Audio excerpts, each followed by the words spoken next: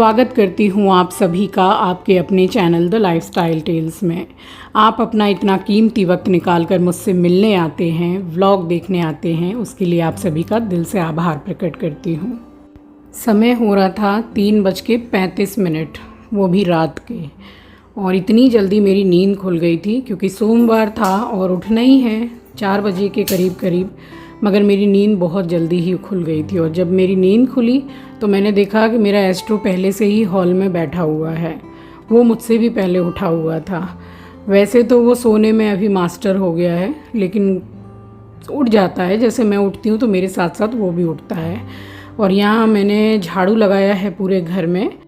तो रोज़ सुबह ही जब मैं सोकर उठती हूँ तो एक झाड़ू मैं पहले निकाल देती हूँ, क्योंकि हाउस हेल्पर वही है कि दोपहर को 3-3:30 बजे तक आती है। तो एक झाड़ू मैं निकाल देती हूँ तो घर में क्या है, साफ़ सफाई बनी रहती है। और पोछा सिर्फ मैं मंदिर के सामने ही लगाती हूँ।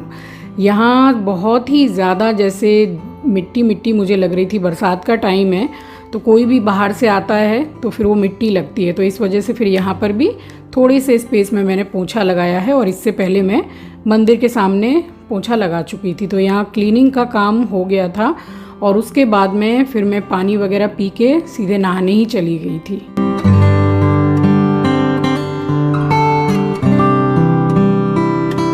नहा के पहनी मैंने ये ब्लू वाली बंधेज की साड़ी। तो आप में से बहुत से लोगों को ये साड़ी याद होगी। ये 2 साल पहले मैंने सावन में ही पहनी थी, जब ये नई नई आई थी। बड़ी प्यारी साड़ी है और कलर बहुत ही अच्छा है। तो बस ऐसी साड़ी मैं पहनूं या कोई अच्छा सूट पहनूं तो मन करता है थोड़ा टचअप कर लूं। यहाँ मैं बिल्कुल रेडी हो गई थी। सो चलिए, सुबह का समय है। आप सभी को सुबह की राम राम जी, सुप्रभात, गुड मॉर्निंग। और बस रेडी होने के बाद में मैं सीधे गई हूँ घर के मंदिर में और मैंने स्टार्ट किया है पूजा का कार्यक्रम। यहाँ सूर्य नारायण भगवान को मैंने प्रणाम किया है। और एक कमेंट आया था शायद 3-4 दिन पहले ही कि आप तुलसी जी की सेवा कैसे करते हैं बताइएगा, हरी भरी है आपकी तुलसी।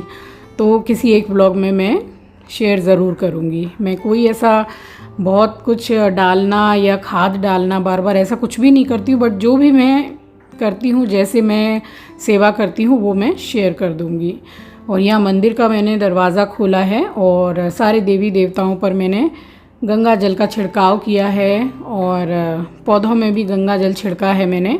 और उसके बाद में फिर पूरा साफ़ सफाई किया है मंदिर का। समय देखिए बहुत लग जाता है, क्योंकि वो जो मैं आपको पंचामृत अभिषेक करके भी दिखाती हूँ तो आपको थोड़ी स्पीड बढ़ी हुई लगती है। अब क्या है कि पूजा करते हैं तो बिल्कुल आराम आराम से करते हैं, तो पूरा फुल वीडियो इस तरीके से शेयर करना पॉसिबल नहीं होता है, क्योंकि फिर बहुत लेंदी वीडियो हो जाता है।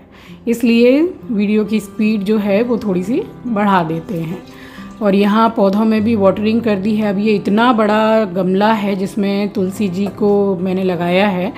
तो इसमें क्या है कि 2.5 से 3 लोटा पानी मैं डालती हूँ सबसे बड़े वाले में, बट तभी जब मिट्टी पूरी सूख जाती है। और ये देखिए, एक दिन पहले ही सारा सामान ला के रख दिया था पूजा का, तो कितनी सुविधा है। और ये वाले फूल और पिछले वाले सोमवार के फूल में आप अंतर देख सकते हैं, कितना खिले खिले हैं ये। और ये काफ़ी दूर है मेरे घर से बाज़ार, वहाँ से मैं लेकर के आई हूँ हमेशा जहाँ से लाती थी। और ये कमल को खोलने का बहुत अच्छा तरीका है। वैसे तो ये गीला ही है, अगर गीला ना हो तो थोड़े से पानी के छींटे मार लें और उसके बाद इस तरह से आप खोल सकते हैं कमल। बिल्कुल बढ़िया एकदम खिल जाता है। तो ये काम मैं सबसे पहले कर रही हूँ। गुलाब है, कमल है, 2 कमल थे और शायद 5-6 पीस गुलाब के मैं लेकर के आई थी। और अभी सब्जियों के साथ साथ फूल के भी प्राइस अच्छे खासे चढ़े हुए हैं। तो चलिए, त्योहारों में तो चढ़े ही रहते हैं। और यहाँ मैंने बना लिया था पंचामृत और फिर मैंने किया है बाबा जी का अभिषेक।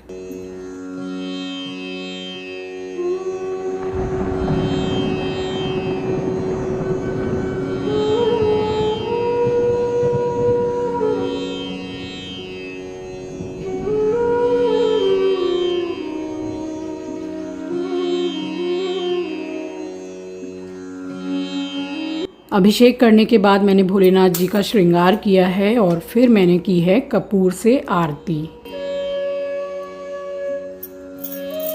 ओम जय शिव ओंकारा, हर हर शिव ओंकारा, ब्रह्मा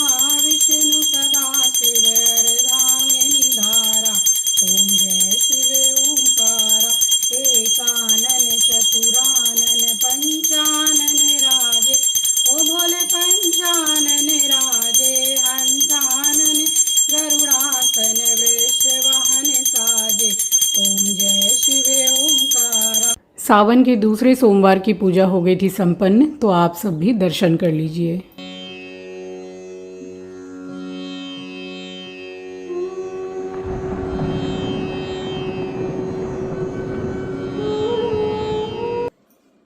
पूजा तो संपन्न हो गई और 2024 सावन का आज दूसरा सोमवार है। तो आप सभी को सावन के दूसरे सोमवार की हार्दिक हार्दिक शुभकामनाएं। भगवान भोलेनाथ आप सभी का जीवन सरल बनाए, सुरक्षित रखें, आप सभी को सबकी सारी दिक्कत परेशानियां दूर करें।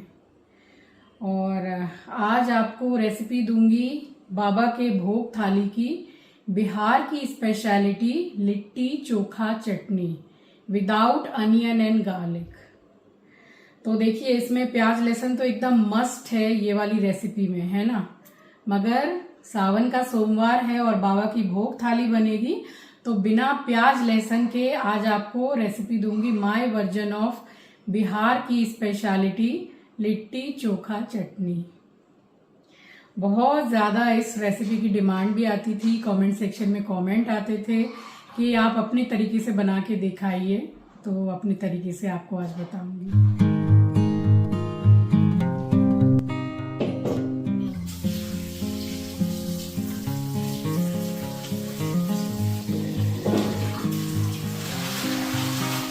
पूजा करने के बाद मैंने दवाई ली है और सत्तू पिया है। उसके बाद मैं सीधी चली आई हूँ यहाँ किचन में और यहाँ चढ़ाने लग गई हूँ आलू। तो बनाई थी बिहार की स्पेशलिटी बिहारी थाली लिट्टी चोखा चटनी, और डेजर्ट में बनाया था केसरी। तो एकदम डिटेल में मैंने रेसिपी शेयर की है, फुल व्लॉग वॉच कीजिएगा। यहाँ मैंने आलू ले लिए हैं, थोड़ा नमक डाल दिया है, चढ़ा रही हूँ इसको बॉईल करने के लिए, मतलब सीटी लगाऊंगी 2 से 3 सीटियाँ। और इधर निकाल लिए हैं मैंने टमाटर और एक छोटा सा टुकड़ा अदरक का लिया है, तो कुछ बड़े कुछ छोटे टमाटर हैं। और 3 से 4 टमाटर का तो मैं बनाऊंगी चोखा, जो कि आग में पका के बनाऊंगी, और बाकी जो छोटे टमाटर हैं उसकी मैं पीसूंगी चटनी। सबसे पहले यहाँ चटनी ही पीस रही हूँ। तो ये जो 3-4 छोटे टमाटर हैं इसको मैं जार में ले रही हूँ, और जो अदरक है वो भी मैंने चटनी के लिए ही लिया है। तो लिट्टी में ये वाली चटनी अच्छी लगती है, आप चाहें तो इसमें थोड़ा पुदीना डाल सकते हैं, वैसे ज़्यादातर देखा जाए तो नहीं डलता है। 4 हरी मिर्ची डाली है और 1 इंच अदरक का टुकड़ा है, उसको छोटे छोटे पीसेज में मैं कट करके डाल रही हूँ। और हरा धनिया काट के मैंने धो लिया था, क्योंकि मिट्टी जो है वो बहुत ही ज़्यादा आ रही है इसमें, तो मतलब आदमी बीमार पड़ जाएगा डुबो के ना धोएं तो बस ये डाल दिया है मैंने थोड़ा ज़्यादा सा हरा धनिया, नमक डाला है और पूरा 1 नींबू का रस डाला है। इससे टेस्ट के साथ साथ कलर भी अच्छा बना रहेगा। और इसमें मैंने 1 बर्फ़ का टुकड़ा डाल के पीसा था। तो this is tip of the day, अगर बर्फ़ का टुकड़ा डाल के आप पालक या चटनी पीसते हैं तो उसका कलर ज्यों का त्यों बना रहता है, ख़राब नहीं होता है। और बस यहाँ पे मैं खोज रही हूँ स्टैंड जिस पर रख के टमाटर भुनना था मुझे। फिर मुझे याद आया कि मैं तो लेकर के ही नहीं आई हूँ खरीद के। फिर मैंने इसी तरीके से आग में टमाटर को भुनने के लिए रखा है। और 3 पैकेट मैंने ले लिया था अमूल गोल्ड दूध, तो उसकी मैंने बनाई है केसरी। और यहाँ पे चढ़ा दिया था कुकर, तो मैंने पहले ही चढ़ा दिया। यहाँ चढ़ा रही हूँ टमाटर, तो हाथ में थोड़ा सा सरसों का तेल लगा रही हूँ। अब इसमें बैंगन भी डाला जाता है, मगर मतलब सावन में खाते नहीं हैं बैंगन, क्योंकि भोलेनाथ जी पे चढ़ता भी है। अब पहले तो मैं खाया करती थी, बट मैंने फिर 1-2 साल से छोड़ दिया। पहले मैं बना लेती थी, टू बी वेरी ऑनेस्ट, मैं तो बना लेती थी, बट इस बार मैंने छोड़ दिया है। तो इसमें आलू बैंगन टमाटर तीनों ही भुन के और बनाया जाता है। और इसमें जो सबसे ज़्यादा मज़ेदार जिसका जैसे टेस्ट लगता है वो है कच्चा लहसुन और प्याज। तो मैंने बिना प्याज लहसुन के बनाया है, क्योंकि बाबा की भोग थाली बन रही थी। मगर ट्रस्ट मी गाइस, बिल्कुल भी ऐसा महसूस ही नहीं हुआ कि इसमें प्याज लहसुन नहीं है, इतना अच्छा बना था। 2 कप के करीब मैंने ये चने का सत्तू लिया है, ईज़िली शॉप में मिल जाता है। और लाल मिर्ची पाउडर, थोड़ा सा नमक हिसाब से डाला है, हरा धनिया, 3-4 हरी मिर्ची छोटे मतलब पीसेस में कट करके डाली है। और ये पूरा 1 नींबू का रस मैं डाल रही हूँ। और इसमें क्या है कि अगर आपको चने का सत्तू ना मिले तो फिर भुने हुए जो चने होते हैं उसको आप ला के मिक्सी में पीस लीजिए, बिल्कुल फाइन पाउडर बना लीजिए। उसका छिलका भी निकालने की ज़रूरत नहीं है, उसका छिलका और भी ज़्यादा फ़ायदेमंद होता है। और थोड़ी सी मैंने डाली है अजवाइन हाथ से मसल के, और ये मेरे हाथ का बना हुआ घर का अचार है, तो इसका मसाला ज़रूर डालिएगा। ये पूरा बिना प्याज लहसुन का अचार है, तो जिन दिनों हम नहीं खाते प्याज लहसुन उस दिन भी हम खा पाते हैं। और साथ ही डाल रही हूँ कच्चा सरसों का तेल, तो ये इसका बिल्कुल मेन इंग्रेडिएंट है, इसको बिल्कुल भी ऑप्शनल मत समझिएगा क्योंकि इससे बहुत ही बढ़िया टेस्ट आता है।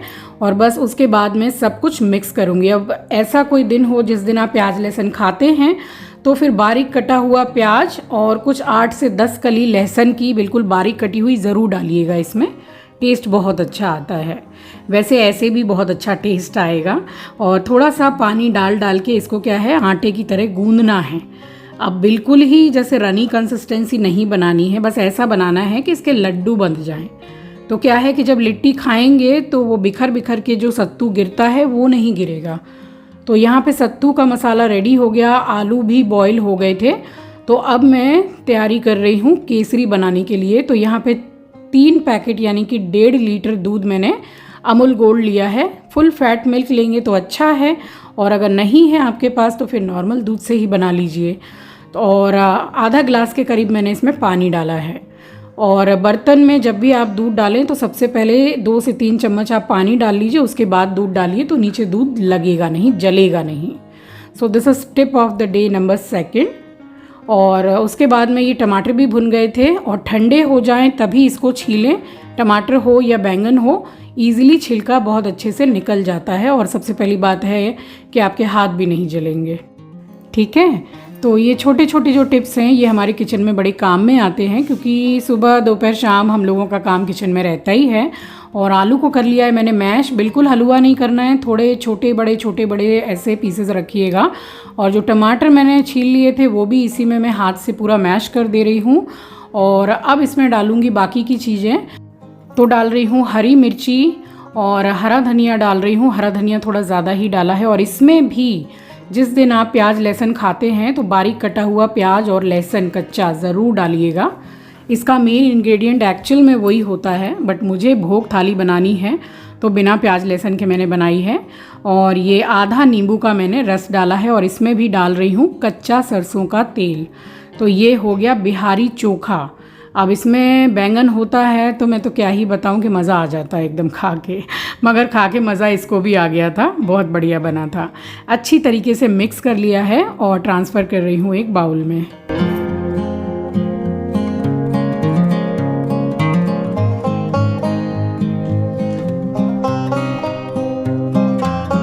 सो दूध गर्म हो गया है अच्छे से और आ गया है बॉईल। तो डाल रही हूँ केसर के कुछ धागे, थोड़ी सी ज़्यादा डालिए क्योंकि जो केसरी बनाते हैं उसमें बहुत बढ़िया सा कलर आना चाहिए। अब मैं आपको सजेस्ट करूँगी कि आप फूड कलर तो बिल्कुल यूज़ ही मत किया कीजिए। किसी में बहुत ज़्यादा ज़रूरत है तो डाल दिया तो एक बात अलग है, बट इनमें मत डालिए। केसर नहीं भी डालेंगे तो भी ऐसे भी अच्छा बन जाएगा, बट केसरी है तो केसर डालना ही है। And this is tip of the day number 3 या 4 जो भी है, भूल गई हूँ मैं। तो बादाम को इस तरीके से बॉईल कर लीजिए तो बादाम का जो स्किन है वो एकदम ईजिली निकल जाता है, छीलना भी नहीं पड़ेगा, ज़रा सा प्रेस करेंगे और निकल जाएगा। और ये भी किचन का एक बहुत इंपॉर्टेंट टिप है, अगर दूध में बॉईल आ गया है और स्लो करने के बाद भी फैल ही जाता है ज़्यादातर, देखिए तो इस तरीके से चमचा डाल दीजिए तो बिल्कुल नहीं फैलेगा, गैस स्लो कर दीजिएगा। और हाफ़ टी स्पून यहाँ पर मैं आपको दिखा रही हूँ, तो ये मैं डाल रही हूँ बेकिंग सोडा, यानी कि मीठा सोडा, खाने वाला सोडा। तो ये मैं डाल रही हूँ, इससे क्या है कि अंदर से बिल्कुल सॉफ्ट रहेगी और बाहर की जो लेयर है वो काफ़ी अच्छी क्रंची बनेगी, बढ़िया बनेगी। हिसाब से नमक डाला है और डाल रही हूँ अजवाइन हाथ से मसल कर। तो ये 3 चीज़ इसमें डाली है। और मोयन के लिए मैं डाल रही हूँ घी। तो आप चाहें तो ऑयल भी डाल सकते हैं, बट घर में अगर आप अपने लिए बना रहे हैं, परिवार के लिए बना रहे हैं, तो मैं तो बोलूँगी कि आप घी डालिएगा, अच्छा टेस्ट आता है, काफ़ी अच्छा आता है। तो 3 टेबलस्पून मैंने डाला है घी। और अब इसको बस अच्छी तरीके से मैं मिक्स करूँगी। इतना अच्छे से मिक्स करना है ताकि इसके जब मैं लड्डू बांधूँ आटे के तो वो बंधें, इसका मतलब परफेक्ट मोयन लगा है।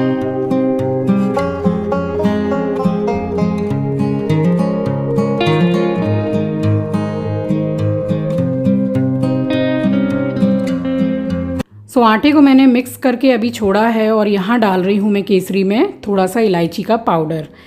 इसमें खुशबू के साथ साथ टेस्ट भी बहुत ज़्यादा बढ़ जाएगा। बस एक मिक्स दे रही हूँ अच्छे से और अब ये स्लो गैस पर पकेगा, काफ़ी देर पकेगा। अगर आपको जल्दी है, थोड़ा जल्दी आपको रेडी करना है केसरी, तो इस टाइम पे क्या कीजिएगा, 1 से 2 चम्मच जो कॉर्नफ्लोर होता है उसको दूध में ही घोल कर डाल दीजिए, तो बहुत जल्दी गाढ़ा हो जाएगा।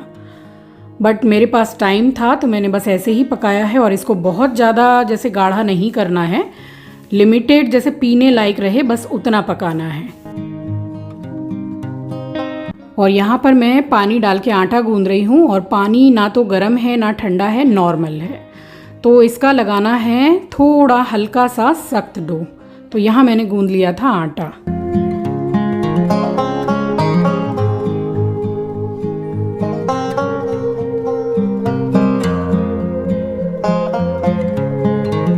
सुबह से गर्मी में काम कर कर के हालत ख़राब है मगर मज़ा आ रहा था।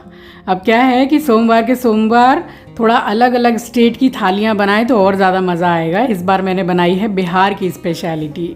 तो यहाँ बस गूंद गया था आटा और इसको मैं ढक के रेस्ट पे रखूँगी आधे घंटे के लिए।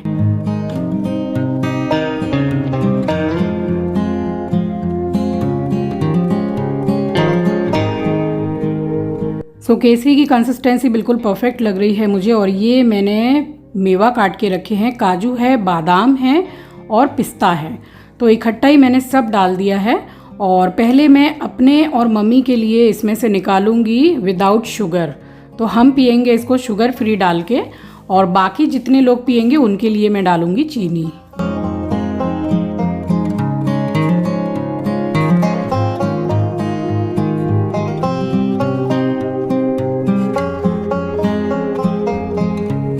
तो यहाँ मैंने डाली है चीनी और बहुत ज़्यादा क्वांटिटी में मैंने नहीं डाली, आप अपने टेस्ट के अकॉर्डिंग ही डालें। और इसको बस मैंने मिक्स किया है और बस एक बॉयल आ जाए, यानी कि चीनी जो है वो थोड़ी अच्छे से डिज़ोल्व हो जाए, बस उसके बाद में मैंने गैस को बंद किया है। और जब ये रूम टेम्परेचर पर आ गया तो मैंने इसको रखा है फ्रिज में ठंडा होने के लिए।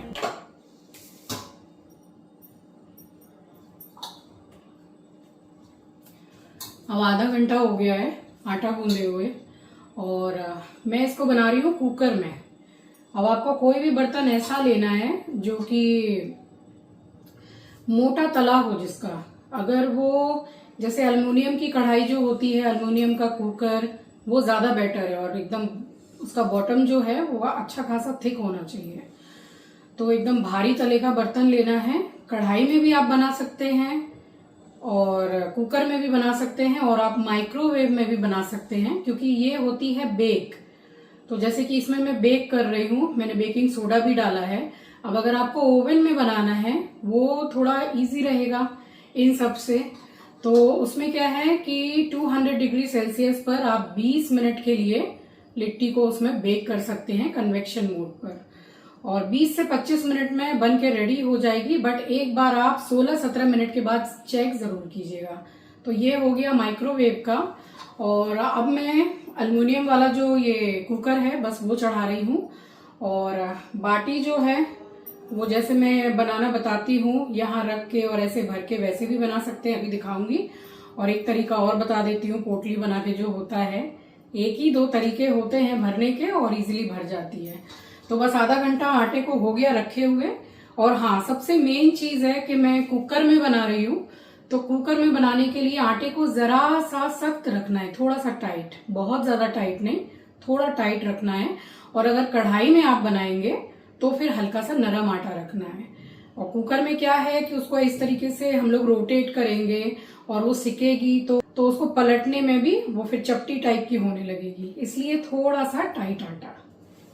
तो आटा यहाँ पे सेट है और अब बाटी भरते हैं और उसके बाद में लिट्टी तैयार। चोखा बनी गया है, चटनी बन गई है, केसरी बन गई है और बस लिट्टी बननी बाकी है। अब भरती हूँ। तो आटे को रखे हुए आधा घंटा हो गया है और देखिए हल्का सा मैंने सख्त ही लगाया है। और अपने हिसाब से आप लोई को तोड़ लीजिए, बहुत ज़्यादा बड़ी लिट्टी भी मत बनाइए, बहुत ज़्यादा छोटी भी नहीं, ये जो साइज़ मैंने बनाया है ये स्टैंडर्ड साइज़ है और अंदर से भी अच्छे से पक जाती है। बहुत ही ज़्यादा बड़ी बड़ी भारी भारी बनाएंगे तो वो अंदर से भी फिर कच्ची रह सकती है। तो ये तो हो गया सबसे आसान तरीका लिट्टी भरने का, यानी कि बाटी भरने का। तो बस इस तरीके से थोड़ी कटोरी सी बना लीजिए और ऐसे सत्तू अपने हिसाब से कम या ज़्यादा आपको कैसा पसंद है वैसे आप भर के, और ये जो एक्स्ट्रा आटा होगा ये लिट्टी में नहीं निकालना है, क्योंकि जो बेकिंग सोडा डाला है उससे ये भी पूरा क्रिस्पी हो जाएगा, खाने में मोटा मोटा आटा नहीं लगेगा। अब गोल बनाइए या चपटी बनाइए, गोल गोल लिट्टी फूली फूली अच्छी लगती है, तो मैं गोल ही बना रही हूँ। बस इसी तरह से भर लिया था। और उसके बाद में एक तरीका ऐसा है कि ये कटोरी टाइप की बना लीजिए, या अगर आप कटोरी नहीं बना पाते हैं हाथ से तो बेल लीजिए। बेल के भर के और जो पोटली टाइप बना के बनाते हैं बस वैसे बना लीजिए। तो यही एक दो तरीके होते हैं और इन तरीक़ों से सही से बन जाती है। तो मैंने तो फटाफट सारी लिट्टियाँ भर ली थी। वैसे आधे आटे की लिट्टी पहले भर के मैंने कुकर में डाल दी थी पकने के लिए, और उसके बाद में फिर बना के रखी है मैंने।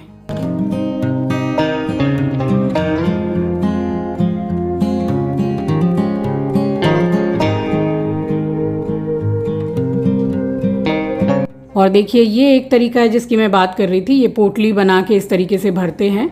तो जो तरीका आपको आसान लगे उस तरह से आप भर सकते हैं।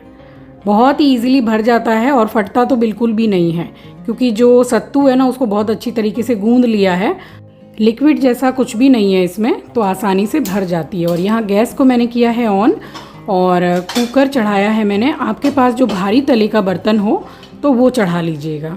बस एकदम ज़रा सा मैं इसमें डाल रही हूँ सरसों का तेल, एक छोटा सा टीस्पून। बस उसको पूरे में मैं कुकर में अंदर में स्प्रेड कर रही हूँ, ताकि जो लिट्टी है वो बिल्कुल चिपकेगी ही नहीं। And this is very important tip कि आप इसमें घी तो बिल्कुल भी मत डालिएगा, घी बनने के बाद डालिएगा, पहले आप इसमें तेल ही डालिएगा। क्योंकि घी डालने से क्या है, घी बहुत ही ज़्यादा मतलब टेम्परेचर में गर्म होने लग जाता है और उससे लिट्टी जल जाएगी, और ये सही रहता है, तो तेल ही डालिएगा। और बस यहाँ पे मैंने 7 लिट्टी 8 लिट्टी करके डाल दी थी। अभी 5 मिनट के लिए बिल्कुल स्लो गैस पर मैंने छोड़ा है।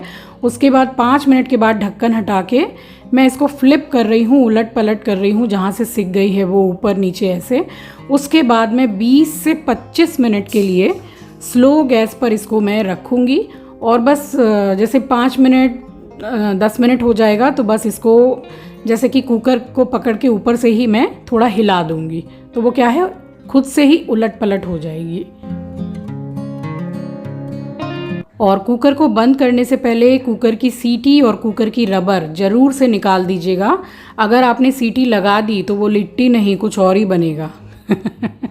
इसलिए ज़रूर से याद से आप सीटी और रबर निकाल के ही कुकर लगाइएगा और गैस को कीजिएगा बिल्कुल स्लो। और अब 20-25 मिनट के लिए मैंने छोड़ दिया था, बस 5-7 मिनट के बाद इस तरीके से थोड़ा हिलाया है मैंने और फिर कुकर मैंने रख दिया था। और अब पूरे 20 से 25 मिनट हो गए हैं, तो कुकर को मैं खोल के देख रही हूँ। अभी मैंने इसको उलट पलट करके देखा है, ये बन गई हैं, बट मुझे जो क्रंच चाहिए तो उसके लिए मैंने 2.5 से 3 मिनट फिर से स्लो गैस पर कुकर को बंद करके मैंने छोड़ा था। यानी कि लिट्टी का जो एक बैच मैंने लगाया तो उसको आप समझ लो कि आधा घंटा लगेगा कुकर में। और बड़ी कढ़ाई है अगर आपके पास भारी तले की तो फिर उसमें बना लीजिए, और उसके लिए आटा हल्का सा नरम रखिए, बस यही डिफरेंस है।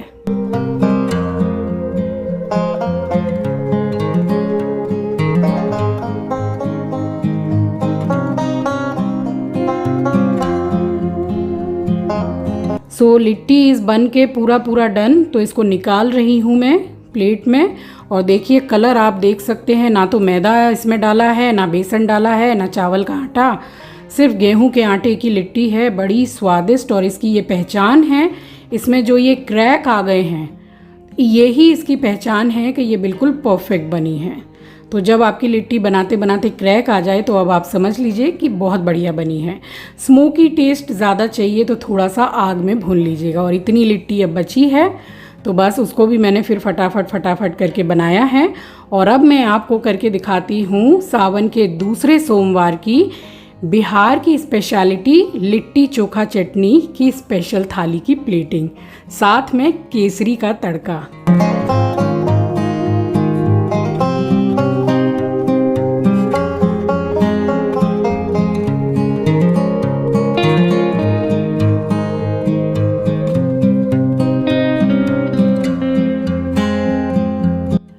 केसरी को मैंने रखा था फ्रिज में, बहुत अच्छे से ठंडी हो गई है। मलाई की लेयर आप देख सकते हैं कि कितनी मोटी है, बहुत ही मज़ा आ जाएगा आपको, आप बना के ज़रूर ट्राई कीजिएगा। और बस इसको मैं सर्व कर रही हूँ स्टील की कटोरी में, और ऊपर से जो मलाई है उसको एक्स्ट्रा मैं ऊपर से डाल रही हूँ, और इसको मैं गार्निश कर रही हूँ कुछ पिस्ते बादाम की कतरन से।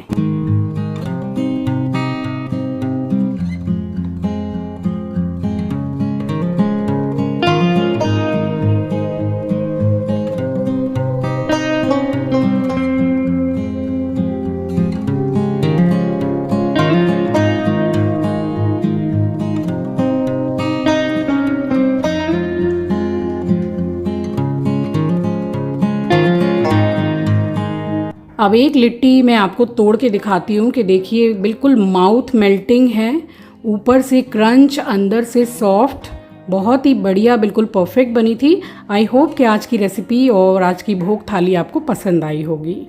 तो आगे शेयर ज़रूर कीजिएगा वीडियो को अगर आपको रेसिपी अच्छी लगी हो तो। बस उसके बाद में मेरा एक काम बाकी रह जाता है, वो है वॉशिंग मशीन लगाना। तो यहाँ बस साड़ी को कमर से खुरसा है मैंने और वॉशिंग मशीन लगाई है जल्दी जल्दी, और मेरा एस्ट्रो बाबू आके बैठा हुआ है मेरे पैरों के पास में। बस यहाँ वॉशिंग मशीन लगाने के बाद में फिर मुंह हाथ धो के मैंने कपड़े चेंज किए हैं, क्योंकि सुबह से वही बदर छैयाँ लगी हुई थी, कभी धूप, कभी बारिश और कभी एकदम अंधेरा सा हो जा रहा था, ऐसा ही मौसम लगा हुआ था। चलिए, मेरे और एस्ट्रो की तरफ से अब मैं लेती हूँ आपसे इस वीडियो में यहीं विदा। मिलूँगी आपसे नेक्स्ट व्लॉग में। नए हैं तो सब्सक्राइब कर लीजिएगा, शेयर करना मत भूलिएगा। अपना ख्याल रखिए, अपनों का ख्याल रखिए। Thanks for watching guys, love you, take care, bye bye, हर हर महादेव।